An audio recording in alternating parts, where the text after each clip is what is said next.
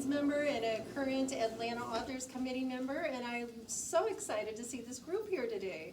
I am excited to welcome everyone, and I'm so excited to welcome back Emily Carpenter, who was our Atlanta author back in 2020, December of 2020, which now we decided after some discussion, and I have my signed copy here, but I don't know how I got it because it was during COVID, and we did a Zoom interview with Emily, because she's like, I don't think I've been here before. I don't remember being here. And then we decided, oh my gosh, that was during COVID. So we had to switch to doing Zoom events. And I must have picked this up at Annelle's Bookmiser. So I have my signed copy from Reviving the Hawthorne Sisters, which was the first book that she discussed with us. So I'm glad to have her here in person this time to discuss her book, Gothictown. And did any of you attend our Roswell, that Zoom with Reviving the Hawthorne Sisters? I know our committee members probably did. During the pandemic. I just didn't remember. So that's great. That I will tell you that we don't often repeat authors, but we had the opportunity to get Emily with Gothictown at just the right time. This, with Halloween coming, and her being signed to potentially a TV series with this book. This is so exciting. The timeliness of this is just, it was too good to pass up. So we don't often repeat authors, but this time we did. So welcome back, Emily, for your repeat performance. And for those of you who don't know Emily, she is from Birmingham, Alabama, and she is a huge fan of libraries. So here we are in a library. She graduated from Auburn and worked in New York City for CBS television on 2 soap operas, some of which we may have fans here in the room from The Guiding Light. Oh, yeah. And As the World Turns. Oh. Yes, I remember watching those. And I know my mom watched them for sure. I'm sure we have fans here. She eventually moved back from New York City to Roswell to raise her 3 boys and has been here for nearly 30 years. She joined the Atlanta Writers Club when she came to Atlanta, and they have really helped her to get going with her writing career. She has written 6 suspense novels and 4 romance novels, including Burying the Honeysuckle Girls, The Weight of Lies, Every Single Secret, and Until the Day I Do. Is that right? Until the Day I Die. Die. I'm sorry. I can't read my own writing. Okay. That's the Until the Day I Die. Thank you. Okay. So, as I said, today's book, Gothictown, has been optioned for TV. So exciting. So you'll want to read the book before the series comes out. Although she did mention in one of her interviews that the TV series process is even slower than the book publishing process, so it may be a while, who knows. But I did read Gothictown, and I could not put it down. It was one of those that I would pick up and then start reading until like midnight, although that's too scary. I mean, this book really is a scary one, and I could not put it down. Emily says she enjoys writing creepy, Southern Gothic, atmospheric books, and she totally nailed it with this one. Sorry. Gothictown. I kept trying to figure out what North Georgia town that Juliana was based on. And I know we're all going to have our ideas about what town this is, that Juliana, that is the town in the book, was based on. We were having a discussion earlier. But I always felt during the book like I had been there. Like I have visited this town. I know I have driven through this town. And it is creepy, alluring, captivating, and thrilling. And just the kind of book that you'll want to read right before Halloween.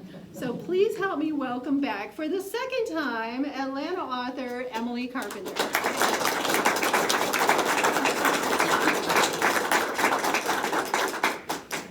Okay, I'm gonna use the microphone because it makes me feel really cool. Also, I'm gonna take the lid off my water because I get weirdly thirsty when I'm talking to people. Hi, everybody. You guys have made me so happy, warmed my heart. My husband is here today. He is Rick Carpenter. He is not Bill Curry, but he's close. We gotta make you more famous so people will come. I do want to say a few words. Thank you so much for that introduction. And Deanna invited me when she reminded me about doing the Zoom event back in 2020. She said, I think I had blocked it out of my memory. But she said, you can go back on YouTube and watch yourself. And I was like, no. That's not something I want to do. Who knows what I said, but I'm sure it was very fun. And from the bottom of my heart, I appreciate you guys having me back. I appreciate you guys being here. It's a beautiful, finally fall feeling day outside, and you could be anywhere else but in a little room in a library, and listening to me talk. So I just want to tell you thank you for coming. I know it's because you love books. I know it's because you love the library. I know it's because you love Book Miser, and support your local independent bookseller. And I would just like to say a little word about Book Miser. They recently had an issue with a fire in the building where they're located, and so they have to get rid of all of their stock. And I believe insurance is in play and covering it, but you guys can help when you buy a book for maybe someone at Christmas, buy it through bookshop.org. And they will be the supplier, and so they will still be able to sell books. So we love Book Miser. They've been super supportive of me, so I just want to say a little shout out. Also, Marilyn, I would like you to come with me everywhere and say spooktacular. I love that. That's amazing. Okay, so I'm just gonna tell you guys a little bit about myself. I promise not to start at the beginning. I was born. But I do want to tell you a little bit about my background and how I came to writing. And that folds in with how I came up with the idea for Gothictown. And then we'll talk about, there are some local connections in Gothictown that inspired me to write the story. So we'll talk about that as well. And then afterwards, we'll have a little Q&A. You can ask me whatever you like. I'm very curious, do we have any writers in the audience? Okay, yes, good. I always like to know that just because I always appreciated being encouraged by author talks when I was trying to get published and write books. So I always like to kind of mention something for people who are writing. Anyway, so yes, I was born and raised in Birmingham, Alabama, and I was a kid who loved stories. I read books constantly. My mom would take me to the library in downtown Birmingham, which, if you know, the old library in Birmingham is a beautiful old building, and so when you walked in, you felt a great sense of awe, and it was kind of hushed and cool, and there was murals painted on the ceiling, and it felt very Gothic and beautiful. And I remember I would check out as many books as I was allowed to check out, and my mom would bring us home, and I would go to my room and immediately plow through every one of the books as fast as I possibly could. And it would drive my mom crazy. She would say, no, we're not going back to the library for another 2 weeks, and you're already done. And can you even tell me anything about what you've read? And of course, I had no memory. I would just churn through the books. But I just loved story, and I just loved getting lost in stories. I loved movies. equally as well, and TV, whatever I was allowed to watch. I will say, when I was growing up, I was not allowed to watch soap operas. So when I got the job at CBS, I called up my mom and I was like, Mom, are you sitting down? I'm working for the soap operas. And she was like, you're fine.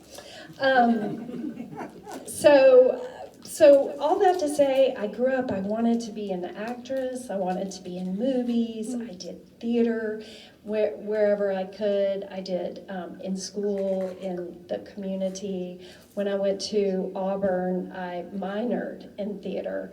But I didn't have any concept of like being an author. So this was the 80s, and this was not, there was no, internet. So I thought like authors were these distant people who probably lived in New York, a place I had never been, and I could never go. And, I couldn't be them. I didn't know important people in publishing, so it didn't feel like a thing that I could do. For some reason, I thought being a famous movie star was much more attainable. Makes a lot of sense. But so I really did love acting and stories, and I met my husband, who is not Bill Curry, over there, Rick, and we got married in 1988, and after a few years in Roswell, we moved to New York City, and that's when I got the job at CBS working for the soap operas. And I didn't write for them. I was just an assistant to the director of daytime programming. But part of what my job was to read each of the scripts. The soaps would tape their shows. They were about a month out ahead, not as far as you would think. Yeah, and they worked every single day. And they were taping every single day, but the weekends. And my job was to read a week's worth of scripts and to summarize them in like a 3 or 4 sentence paragraph. If any of you remember back in the old days, we had these things called newspapers, where you would open up the newspaper, your daily paper, and you would see the television schedule for the day and what was going to be on. You also had like your crossword puzzle and your horoscope and your bridge moves and whatever else. But on Friday, you had a summary of your soap opera in case you had missed it that week. And the big show was coming on Friday where, Josh and Reva were going to get in a big fight and you needed to get caught up. So I was the one that wrote those little recaps for our 2 soaps, and I would send them off to the AP, and they would publish them in newspapers across the country. And so that was kind of my first, I never took a creative writing class. I didn't major in English, but that was like my first learning experience about story and how it works, and what audiences like in characters, and which storylines they gravitate to, and which are the plots and the subplots. And I didn't realize it at the time, but I was learning that all by osmosis. So then when my husband and I decided to move back down here to Roswell, I was in my 20s and naive and optimistic, and I thought, well, I've been working in television for 3 years. I can probably have a movie writing career. So I started writing screenplays. I got myself a book of how to write screenplays. It's called Screenplay, oddly enough, by Sid Field. You know it, Mr. Vi knows it. And it's basically just teaching you what the 3-act structure is, turning points, midpoints, all those rising action, climax, all the basics of storytelling. And I started writing screenplays. And another situation where I didn't realize what I was doing was preparing me for later on what I was going to do. I learned a lot writing those screenplays. I did not get a screenplay writing job. I entered some contest and kind of came close. It was like just encouraging enough to tell me, okay, you know, Emily, you have a little talent, you can write, but it just never really happened.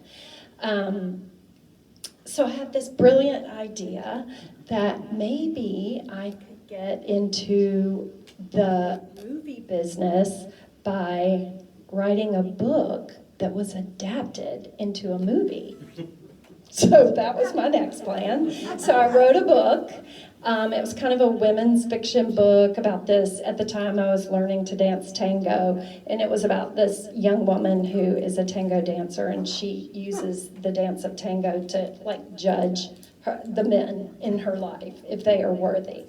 And I worked on that book for about a year and pitched it at the Atlanta Writers Club or conference, and sent out queries to agents. And that book garnered me 162 rejections.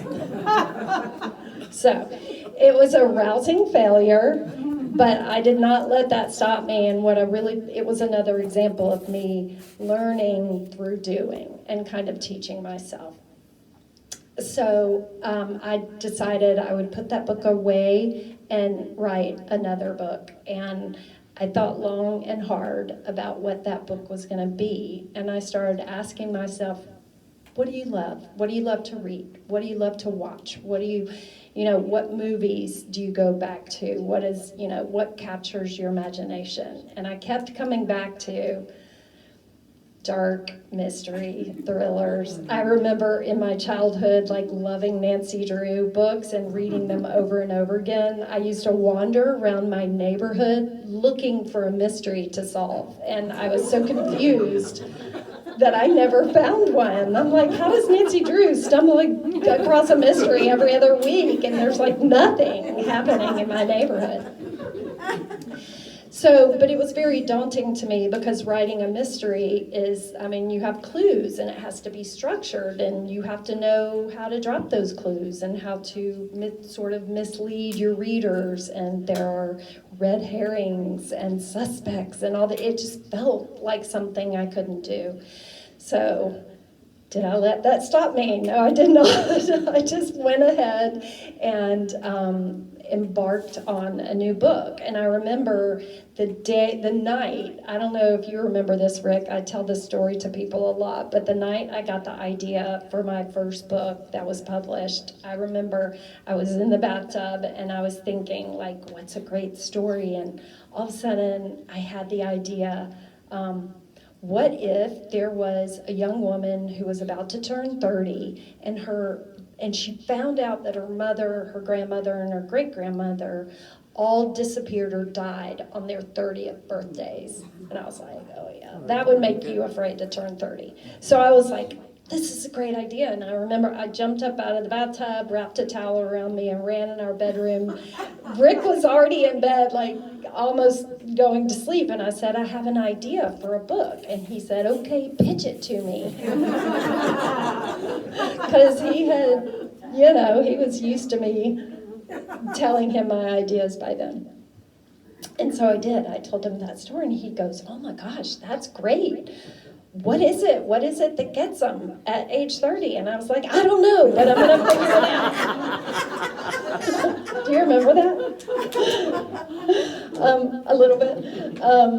But you said to me, like, you should write that. That's good. And I saw his reactions, and I wrote that book, and that was the book that got me my agent and my first book deal. And to date, that book has sold over 250,000 units. It is my best-selling book yet. And I have a soft spot in my heart. I planted honeysuckle at my house to commemorate the honeysuckle girls. So that's a little bit about me. The story with Gothictown. Gothictown is now my 6th novel, and it kind of came about in a different way than Honeysuckle Girls did. Honeysuckle Girls was like that split, like, moment of, I have this great idea. Gothictown kind of built with, again, around the pandemic time, I was, on my guilty pleasure website, Zillow.com, looking at all these houses, in places that I would never live in a million years. You find this like beautiful Victorian house on a cliff in Maine, and you're like, yes, I could live there. I could convince my husband to pull up roots and live on an island in Maine where cars aren't allowed. So it's that kind of like dreaming that we do, like, oh, I could definitely live in a castle in Scotland. That could work. Oh, that's my grandbaby. He doesn't want you to go. Yeah, he said, don't move to Scotland. Doesn't want you to move away. I know, I won't. But anyway, so it's just that kind of low-level escapism, I think, that we do sometimes about moving to a new place, starting a new life. And then around that time, I started seeing a lot of articles in the paper and magazines about cities in the U.S. Offering economic incentives for people to move to move to Topeka and open your business or do your remote work, raise your kids here, because all the cities are struggling financially and they're like trying to build up the core of their citizens, and it's just a little idea that lodged in the back of my head. And then I read an article in New York Magazine about an Italian village, tiny, very small, almost a ghost town, like just a handful of residents, and they were all elderly, and they didn't want their town to die out. And so they were offering these crumbling Italian villas for €1. But the catch was, you had to commit to renovating these crumbling villas and putting in like $30,000, and then also commit to living there 10 years at least. So I read this article, and the way my mind works, I was like, oh, absolutely, this Italian village is full of Italian vampires who are trying to get new blood to move to their town. Like, most of you are normal and would read that and think, how nice, they're really, and I'm like, no, don't move there, it's bad, it's dangerous. And immediately I knew I had an idea for a book. Only I don't write about small Italian villages, I write about small southern towns. So I thought, well, I can just make this Southern Gothic and it will translate perfectly. And so I did. That's where I came up with the idea for Juliana, Georgia. And my story, Gothictown, if you haven't read it, is about a Manhattan restaurateur named Billy Hope. And she's had this very popular restaurant in New York City, and she's had to shut it down because of the pandemic. So she and her husband and her 6-year-old daughter are kind of climbing the walls in their New York apartment. And she gets an email from the mayor of Juliana, Georgia, saying, we are offering you the opportunity to move down to our town. I can't not, like, to move down to our town, to open a new restaurant, and to start your family all over again down here. So she does. She and her husband and her daughter, Mare, moved down to Juliana, and at first everything is idyllic and just as she dreamed it would be. And then things start to get a little weird, as they do in all my books. There's a strange prayer that everybody in the town says together, and then there are a couple of strange occurrences, including a body or two showing up. So that was my idea for the book in general. Now the part where Roswell comes in, I had to figure out, I knew I was going to start this book differently than my other books. A lot of my books, and especially like the suspense genre in general, you have something that happened in the past, some sort of crime or sin or some sort of hidden secret, and you hide it and only reveal it at the end. And your main character is uncovering clues all along, and then you reveal it to the character and the reader at the end. That's kind of the general way suspense books work. But in Gothictown, I really wanted to start with the thing in the past, the great sin, the great secret, the hidden thing about this town is like in the prologue, or I think it's at chapter 1. We went back and forth with that. But I needed to figure out like what exactly that was. And I knew part of it was going to be I don't want to give it away in case everybody hasn't read the book, but I remembered a tour that I took my sons on when they were little bitty in Roswell. I went to Barrington Hall, and it was a day we didn't have much to do, and I thought this might be interesting. I don't really know a lot about the past of Roswell, and we took the tour at Barrington Hall, and that's where I first heard the story about Roswell being in the path of General Sherman as he was on his march to Atlanta and the sea at the end of the Civil War.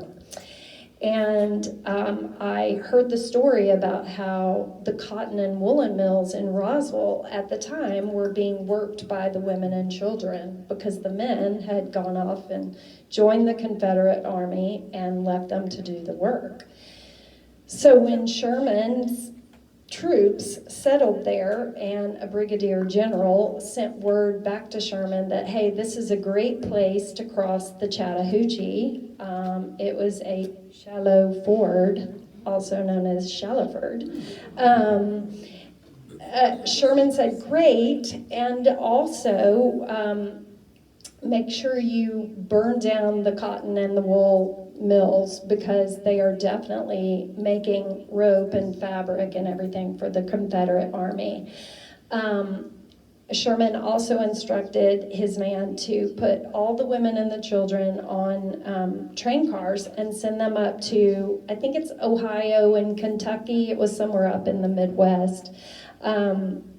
And these women and children were basically never heard from again. I mean, as far as I could tell in the research I did, some of them returned, but not many.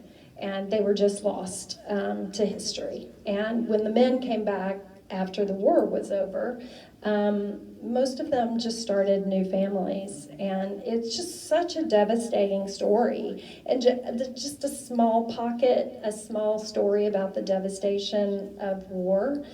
And it always stuck in the back of my head. And so I did incorporate that into the story of Juliana. Juliana is it's a fictional town.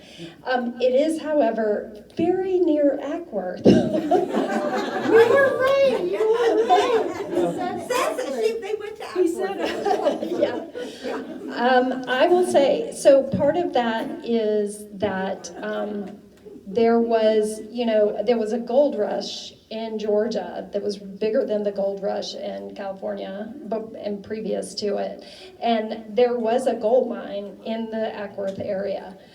Most of it was up in Dahlonega region, but so I decided to put a gold mine as the industry that was going on in Juliana rather than a cotton and woolen mill like was Roswell's story. And so I just sort of borrowed from Roswell's history and sort of borrowed from the sort of gold mining history of North Georgia and cobbled together this imaginary town where Sherman stopped on his way to Atlanta. And that is the first chapter. And so the rest of the book is my character learning that history. So, and I did actually, I've never done this because I didn't grow up here and take the field trip like the kids do, but I went to the gold mine in Dahlonega, and it's a fascinating experience to walk through that mine. It's very spooky. So I highly recommend that. So then I had my story and I had my background. And, you know, where people like to say, is the story real or are the people real? No, no, and no, because this town is full of horrible misdeeds and murders. And so I needed to make up my town and make up the founding families, known as the Old Guard, who do some really suspect things. So that is the story of Gothictown. And I will start by saying I do have, how are we doing? You're fine. All right, good.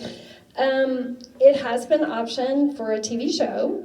AMC TV optioned it. So they are the network that did The Walking Dead, and they have the Interview with a Vampire right now. They have some Breaking Bad, and yeah, they had some good shows. So, but it is a very unsure thing. It's just in development, as they say. That's kind of code for we're not telling you, don't call us, we'll call you. Yeah. So, but I am very excited about that, and I am technically a co-producer according to the contract, so we'll see what that means. It says that it means that I'm supposed to have some creative input in the show. I don't know what that really means, so we'll see. I'll check back with y'all later. Yeah, and my one thing that I want to say before we have Q&A, to anyone who's a writer here, keep writing. Write your stories. AI is not going to write books the way you can write books. I'll just say that now. I don't know. Check back in 100 years. Maybe I'll be wrong about that. But yesterday, I went to the Atlanta Writers Conference, which is a wonderful conference that they hold twice a year. I highly recommend it if you're a writer. Great resources. You get the opportunity to pitch agents and editors if you have a completed book. And what I was doing there was author coaching. So people who are aspiring authors came and asked me their burning questions about the industry, the business side of it. And I had a woman who had written a book and was asking me questions about, what should I do about marketing? What should I do? Do I need to be on social media? And right before she left, she said, and by the way, I'm 90 years old. And I was like, sit down, we need to talk about this. This was amazing. I was so encouraged, and it was such an amazing, inspiring thing that this woman was writing her book, and she was 90, and she was willing to get on social media if she had to.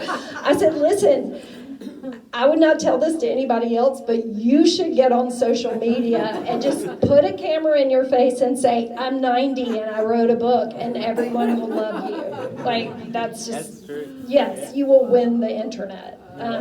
She was amazing and inspiring to me. So I say that, like, I started my actual publishing career, I was in my late 40s. And so just as encouragement to everyone, it can take a long time to break into the business if you want to publish traditionally rather than self-publish, but I just want to encourage you all to keep at it, keep going. We need your voices, we need your stories, and we need your art. So that's all I got.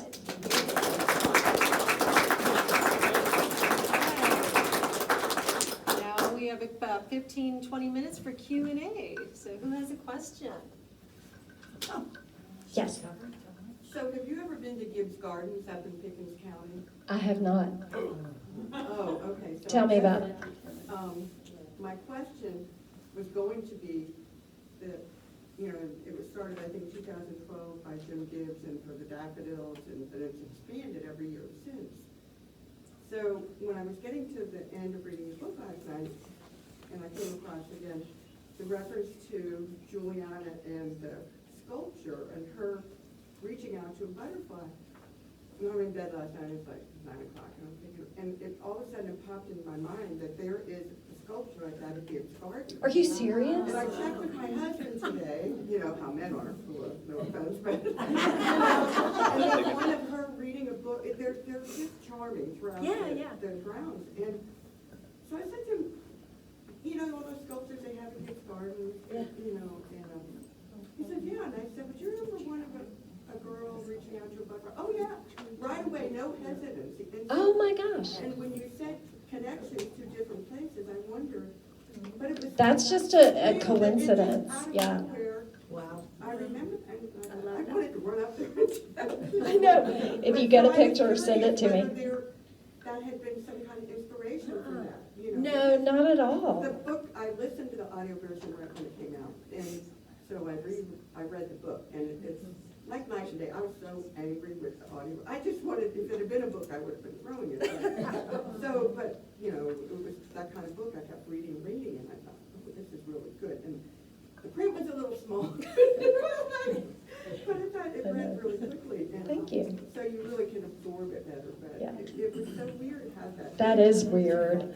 That I find that happens a lot when I write something. I'll either read it in a book and it's almost, you know, In the recesses of your mind. yeah. Or I think there's just some kind of like, this is a little woo-woo, but I do think there's some kind of collective unconscious. You know, kind of see, hear spirits or see, you know, but. Well, you need to read a few more of my books, and then you will. Yes, in the back. I just wanted to mention that I have those sculptured pictures on my phone if you want to see them. Oh, do you have the picture from Gibbs Garden? Yes, I've taken a million pictures. Also, Amazing. I've not read any of your books. Does this book have vampires? No vampires. Not yet. Not yet. I'm sorry? I said, do your books get into war, or are they just suspenseful? No, I don't. I'm not really a gore person. Like, there's some murder, and there are some dead bodies, but that's not the object of what I do. I'm much more about that, the dread, the feeling of like the suspense of what is going to happen, and the kind of spooky atmosphere. Yeah. So not gore. Yeah. So I've only read 2 of your books. Your first. How dare you. I know. I need to fill in the blanks, but I think This is one of my son's teachers. It's interesting, even though kind of seeing the beginning with Honeysuckle Girls and then most recently with Gothictown, because I couldn't help but notice like the development of your style and craft Thank between you. those 2 novels, and so I'm kind of curious about being in the first person mode of like writing. How do you feel like your style and craft have changed and evolved over the last few years? It's hard to be objective. I hope that I've improved. I've always used, well, in terms of POV, I'm in Honeysuckle Girls, I think I used first person and third person in the flashback chapters, and I like doing that. And interestingly, I did that as well in Gothictown. I used first person in the present day chapters, and there are a few flashback chapters that happen in Juliana's past that were third person, which was a real comfortable place for me to be. But I don't know, that's a real strange thing, because I don't go back and read my books, because when I have gone through the massive editing process, you've already read them like a gazillion times and you're sick of them. So like, I'm almost afraid what I would think or feel if I went back and read Honeysuckle Girls. But I do feel like I've learned more about maybe just structure, and about like paring things down. Yeah, just craft things, but I try not to think about it too much, because it almost messes with my mojo a little bit. Yeah. You know, I want to tell the story in the best way possible for each book. Yeah. And I don't read my reviews. Like reader reviews, I do not read them, because in my opinion, once the book is out, it's a done deal. I can't change it. the book is what they're experiencing. So, So, I've read all your books. okay, 4.5 gold stars for you. And, I'm from Florence, Alabama. Oh, And no I way. moved to Roswell, and I'm kind of stalking you for no New York. And so Honeysuckle Girls was just amazing because it tracked, like, I think you mentioned Trowbridges in Florence, like in Yes. Florence. for Yes. instance. So I read it and I went, Mom! And I sent it to all my relatives in Florence. Oh, I love that. That and the follow up. And so now we'll flash forward to Gothictown because otherwise I'll talk all day. I'm bad about that. Too much time. So Gothictown, I was curious, and you've already talked about this a little bit, but you didn't. The question I drove here from Marietta to ask. I feel like there were a lot of books, I was also devouring them in the 70s and 80s, that were suspenseful and they started me with a prologue or a prelude or something that told me what was coming. Yes. And this was almost a flashback to that kind of writing to me. Yes. I realize, like, to me now, everything I pick up has multiple intertwined timelines. Yes. And you did have some flashbacks, but it wasn't at all the way, like, now we're over here, now we're over here. I just finished, y'all all nodded, so I'm not gonna give you Yeah, examples. yeah. You know, and I read it, it's like, so I was like, oh, this is a very interesting choice. And what you just said a few minutes ago is I needed to know what happened first, which I very much identify with when I write things. I need to know what happened first. But I think a lot of those authors know what happened first and they still choose to do that intertwined style. Yeah. So I'm just curious, how did you make that choice and why? And It was the most, as you're talking about the authors in the 70s and 80s, immediately I was like, V.C. Andrews. Did you read V.C. Andrews? Did we all read V.C. Andrews? A little bit. Yeah. So the decision to start Gothictown with telling the story literally happened because I went to see a movie, which I honestly can't even remember the name of, but it was set in France, and it started with the story in the past of what happened. It was something this group of people in this village in France did. And then flash forward to the present, and I was like, that's brilliant. I got chills watching it, and I was like, this is a different experience for the reader or the audience to know what's going on and to watch the main character not know and figure it out. And so I thought, ooh, I want to play with that. I want to do it that way. And it's really hard to fool thriller readers. You guys are smart, you're savvy, you've read a ton of books, you are ready for any twist and turn. And so I was kind of like, I don't want to try to I just want to tell you what the twist is, and for the enjoyment to be you saying, oh no, Billy, don't.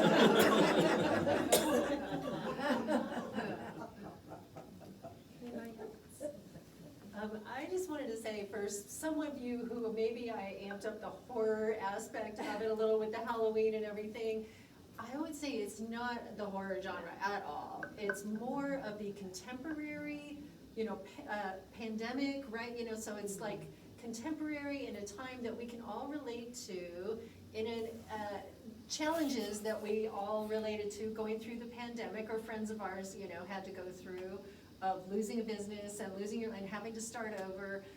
So it was very relatable, and the things that were scary were much more suspenseful and were related to the people who were the creepy ones. I like to call it horror adjacent. Yeah. So it's not Stephen King quite.